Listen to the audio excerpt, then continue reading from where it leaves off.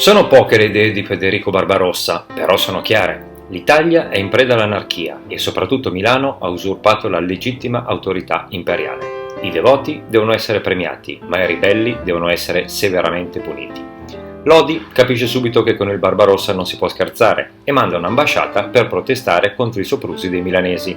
Barbarossa invia a Milano l'ambasciatore con l'invito a lasciare in pace Lodi. I milanesi stracciano la lettera del Barbarossa e cacciano l'ambasciatore. Si rendono conto solo dopo di averla fatta grossa. Cercano di rimediare mandando dei doni, ma il Barbarossa li rifiuta.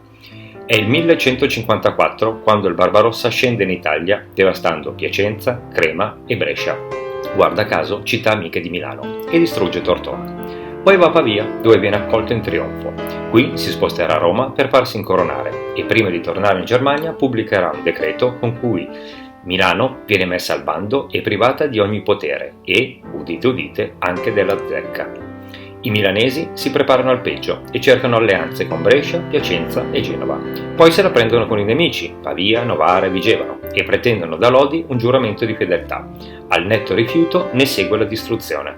I profughi lodigiani inviano un ambasciatore al Barbarossa invocandone l'aiuto. Tutto è pronto per la seconda discesa del Barbarossa in Italia.